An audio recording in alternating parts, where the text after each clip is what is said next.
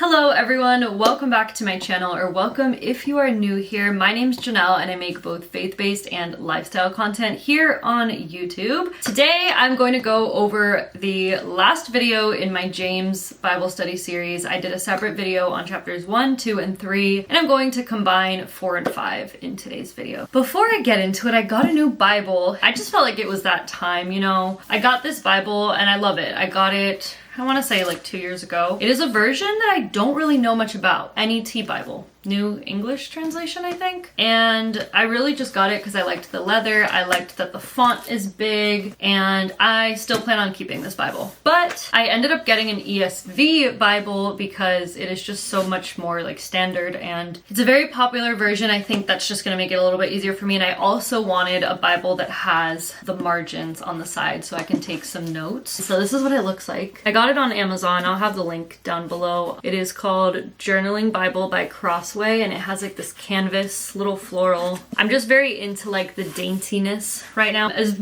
beautiful as this Bible and these tabs are, I'm actually going to be reading out of my OG because this is where I took all my highlights in James. So let's turn over to James. And you know, when I was rereading these chapters, I just can't help but like love the book of James every time I read it. Every chapter in this book is so good and so rich. In the last video, we talked about taming the tongue, saying goodbye to cursing and gossip and vulgar talk and negative talk, and just really watching the words that come out of our mouth. And now in chapter 4, we're going to get into pride and passion. So let's see what the Bible says about being prideful, right? So we're going to start at the beginning. Where do the conflicts and where do the quarrels among you come from? Is it not from this, from your passions that battle inside you? You desire and you do not have. You murder and envy, and you could not obtain. You quarrel and fight. You don't have because you don't ask, and you ask and don't receive because you ask wrongly so you can spend it on your passions. I remember when I first read this was difficult for me to understand. You don't ask for something, so you're not going to get it, but then you do pray and ask for it, but then you don't get it because you're asking out of greed. And I just didn't understand that.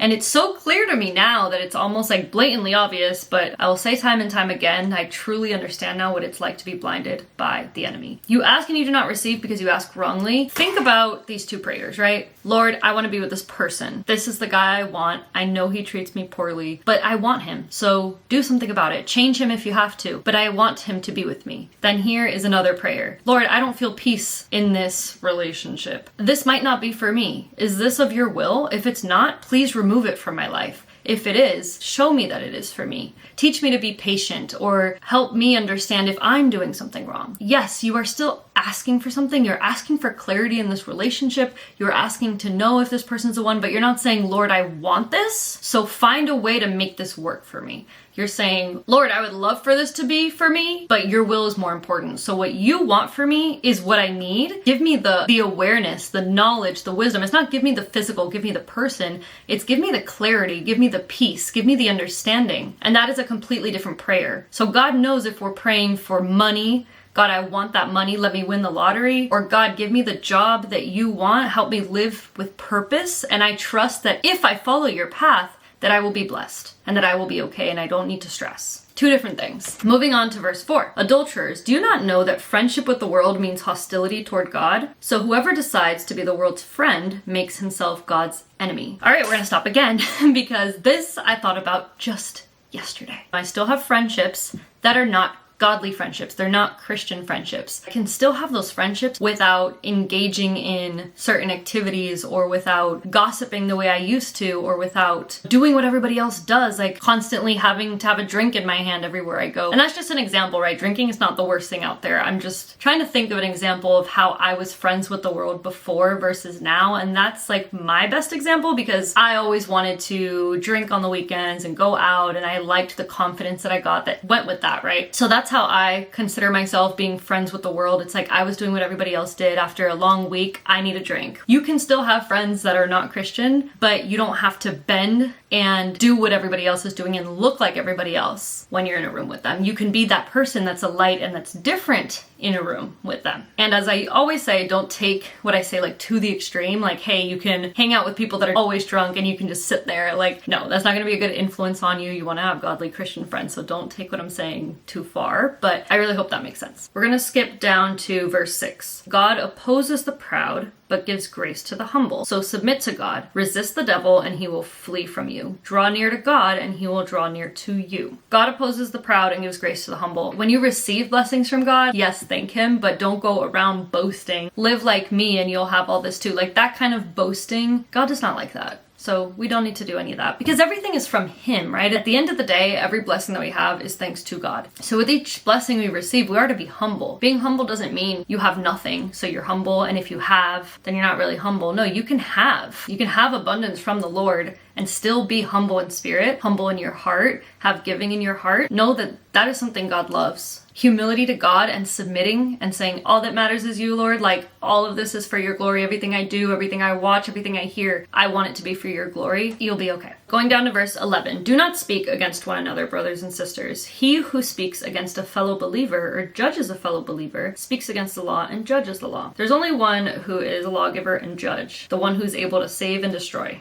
On the other hand, who are you to judge your neighbor? Very good point. The only one who can judge is the one that gives us life and takes it away. Who are we, that is a creation from God, to judge another creation from God? It makes no sense. Like, I can judge something that I made, but you see all the time we judge things that other people make or other people do, and it's like, why do that? We are not the judge. We are not the creator. We are not in any place to judge. And sometimes it's hard when you see people doing the wrong thing, when you see people in the media acting crazy, doing horrible things. Like, we want to judge them. It's natural to want to do that. Whereas what they need more than anything is prayer, change of heart. It is possible for anyone, no matter how far gone they are. So it is so important as believers to pray. Can you imagine if somebody was on the news for something terrible that they did, right? And everybody can see this terrible thing that this person did. And all these Christians here watch and judge versus all these Christians watching and praying to God for this person. Can you imagine how many prayers, like, I've seen the Lord change people's hearts just from like me and one other person praying for them. Can you imagine